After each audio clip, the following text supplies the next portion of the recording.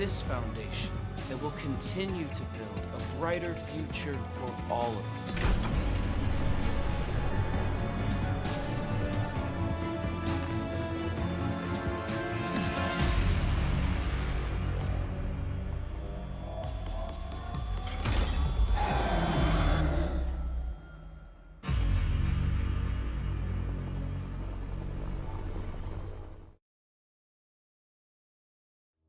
Hello and welcome to my review of Resident Evil 3. Resident Evil 3 Remake is a survival horror game developed and published by Capcom. In this video, I'll refer to Resident Evil 3 Remake as either Resident Evil 3 or RE3. So let's dive into a brief history, but if you want to get right into the review, there are timestamps in the description below. In 1996, many unsuspecting fans got their first taste of the Resident Evil series.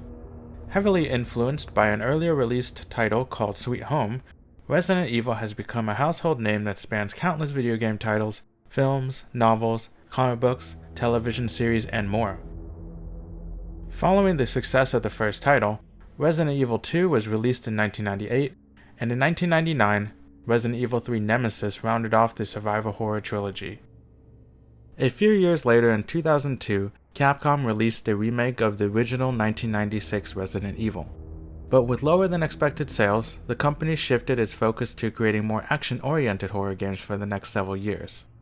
Not wanting to divert resources away from the production of Resident Evil 4, the remake of Resident Evil 2 unfortunately had to wait.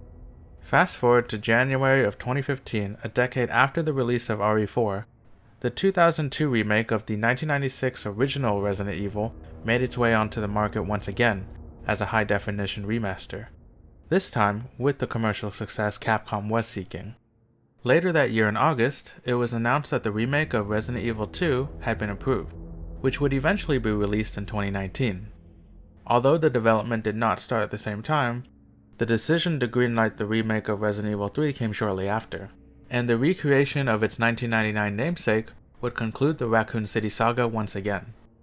Running on Capcom's proprietary RE engine that was first used for Resident Evil 7, and again for the Resident Evil 2 remake, Resident Evil Village, as well as a few titles from some of Capcom's other franchises, Resident Evil 3 was released to eagerly awaiting fans on the 3rd of April 2020 for the PlayStation 4, Xbox One, and PC. Following the success of the critically acclaimed Resident Evil 2 remake that came out the year prior, RE3 was set to capitalize on that momentum. Resident Evil 3 returns to its survival horror roots, a marketing term that Capcom coined for its very first release in 1996. Stay tuned for the review and I'll give you my thoughts on how I think it compares to the RE2 remake later on in the video. As you step into Raccoon City, you'll notice it looks nearly identical to the previous year's Resident Evil 2 remake. And that's because parts of both remake games were developed concurrently. But that's a good thing from both a continuity standpoint as well as a visual one. If you've played RE2 Remake, chances are this won't wow you again, but it's still a marvel to look at. Character models are lifelike, and the details put into designing the city really helps bring it to life, for the lack of a better word. The lighting and shadows help make the world feel dark and apocalyptic. The game was optimized well, and as one would expect, it ran just as well as the previous game. And as a side note, I want to commend the team for the work they did with the hair. I mean, just look at this guy. Okay. The atmosphere is tense, dripping with blood, and gripping you with suspense, but appropriately broken up with moments of levity. Traveling the labyrinth-like war zone infested with zombies is enough to elevate your heart rate, and never knowing what lies around the corner fuels your anxiety. The presence of an ever-mutating stalker that lives rent-free in your mind will help maintain that sense of imminent dread. The city is well designed, and it takes you back to another time because it's September 28, 1998. An outbreak has caused the citizens of Raccoon City to enjoy healthy servings of human meat. Resident Evil 3's story takes place just 24 hours before Resident Evil 2's, but this timeline mainly follows former S.T.A.R.S operative Jill Valentine. Attacked in her apartment, she narrowly escapes and finds the city devastated by the virus. Amidst the chaos as she is relentlessly pursued by a bioweapon called Nemesis, she meets UBCS mercenary Carlos Oliveira and is conscripted into helping save the remaining residents of Raccoon City. Of course, that's easier said than done, and as you progress through the story, parts of the campaign will shift between both characters' points of view. Fans of the franchise will find the gameplay very familiar. Progressing through the story will have you navigate a myriad of strategically blocked hallways, inconveniently locked doors, and of course, the maze of seemingly always famished neighborhood cannibals. Interacting with the world is limited to a few key elements. Weapons are few, and ammunition is few and far between. Explore, lay to rest a few undead, solve puzzles, and obtain new items to help you reach areas you couldn't previously. Armed with a very helpful map, navigating Raccoon City's carefully woven interlocking grid never felt like a chore. With safe zones scattered throughout the city, every room has a purpose, and no area is truly empty. The map will clearly mark areas that have been completely searched, and highlight locked doors and items you've left behind so that you can return to them later. It makes backtracking a lot less tedious, something I think everyone can appreciate. Like in RE2 Remake, combat remains largely the same with a few quick-time events. Equipped with a knife that doesn't degrade and a state-issued firearm, your accuracy will improve the longer you give Jill or Carlos time to aim. Paying homage to the original RE3's more action-focused gameplay, Jill has a sidestep ability to dodge incoming attacks, and Carlos can knock down enemies. Timing them perfectly will slow down time, giving you a few extra precious seconds to line up your next shot. Along with limited resources, a decent amount of enemy variety helps keep combat from going stale. RE3's more action-oriented gameplay means the game as a whole feels faster than RE2's, as you never stay in one place for very long. Of course, this wouldn't be a survival horror game without some form of resource management. Inventory management is beautifully done, giving you just under the number of item slots you actually want. Use safe zones to store any extra items, and the simple crafting system will allow you to create ammunition and other items from basic materials found in the world. As you find hip pouches that increase your inventory space, the game will always find new ways to test the expanded capacity.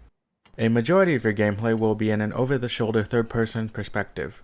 The movement controls are smooth and responsive, and aiming down sights was accurate. The camera work was also well done, as you never had to contend with a glitchy camera if enemies ever got too close. I played on the PC with the mouse and keyboard. RE3 initially gives you 3 difficulty settings to choose from. Completing the game on the hardest difficulty will unlock additional difficulties. Die a few times and the game insultingly asks you if you're really a gamer, and suggests turning down the difficulty, which you can then promptly curse at your screen as if it could hear you. Throughout Raccoon City, you may come across and take your frustration out on a few Charlie doll bobbleheads. There will also be some files lying around that not only give you some tips, but flesh out the Resident Evil universe a little more. You can complete challenges to earn points, which can be spent on additional perks for subsequent playthroughs. The music was good, nothing particularly memorable outside of the save room, but great for capturing the in-the-moment suspense and tense atmosphere. The sound design was exceptional. The blood-curdling growls and teeth digging into flesh raises the tension. Firing the guns also sounded and felt great, and was especially satisfying when projectiles dug into the flesh of the undead. The acting and voice acting receives top marks. The dialogue is only slightly cheesy, but fun and lighthearted nonetheless. The game doesn't take itself too seriously, and that's nice to see, as the resilient Jill and playfully narcissistic Carlos are equally charming in their own way. Their relationship is built up a little more than in the original, and the voice acting and motion capture helps bring that together. And that brings us to the conclusion of the review. Was this a faithful reimagining of the 1999 original, or a poor showing for the end of the Raccoon City trilogy? Coming into Resident Evil 3 with lofty expectations set by Resident Evil 2 Remake, it had a tall task to fulfill. While it does stumble a few times, it mostly achieves what it has set out to do, and that was to provide a fun and immersive experience for new and returning players alike. Of course, like with any remake of a game that's also part of a series, it's inevitable that it would be compared to its original, as well as its predecessor. RE3 is a shorter game when compared to the Resident Evil 2 Remake that came out the previous year. A lot of the appeal for Resident Evil 2 Remake comes from its replayability. Having the option to play the campaign as either Claire or Leon with slightly altered perspectives adds depth that isn't quite found in Resident Evil 3. The single-player campaign of RE3 is split with Jill and Carlos sharing screen time, as opposed to being able to play as either one for the entirety of the campaign, like in Resident Evil 2. Coupled with some cut content and simpler puzzles in favor of a more action-focused and linear story, Resident Evil 3 does look a little bare bones in comparison. However, I think RE3 does an admirable job in mostly matching RE2 Remake, at least when it comes to playing the game for the first time. Like its predecessor, RE3 does a good job mixing up the slower exploration mode and the adrenaline-filled combat and chase sequences, delivering enough shock without desensitizing the player. With just enough breathing room to lull you into a false sense of security, the game admirably walks a delicate tightrope between the calm and hair-raising moments. The game as a whole does a good job triggering your fight or flight response. As your supply of ammunition dwindles, a desperate panic may take you over. Run out of ammo during a fight, and hope will turn into despair. Like RE2 Remake's tyrant, Mr. X, RE3 Remake's antagonist is filled by none other than Nemesis. Nemesis is a great villain, and at times, his wider moveset makes him even more terrifying to confront or run away from. While the 1999 original had some additional areas and included some player choices that led to multiple endings, this 2020 remake has sadly done away with them. The lower replayability will be a letdown to those who like that feature, but the game still offers multiple difficulty settings to provide a challenge. If you're the type that likes to play horror games once or twice to experience the thrill, and try to uncover the cause of humanity's sudden diet change, then I think this game ticks most of the same boxes as RE2 Remake. If you want a game with a longer shelf life with high replayability, then I think you may be disappointed. While it offers some incentives for additional runs, it doesn't quite match the content provided by RE2 Remake or its original 1999 inspiration. So ultimately, it's up to you to decide at what price point RE3 is worth purchasing, if at all. With all that in mind, I really enjoyed Resident Evil 3 and would recommend it to those who enjoyed the previous installment, albeit at a lower cost. While the shorter game will leave some miffed, knowing this ahead of time will ease some of the disappointment and help temper expectations. Thank you for watching, and I hope this helped. Let me know what you thought of this game and what I should cover next. Until next time, see ya.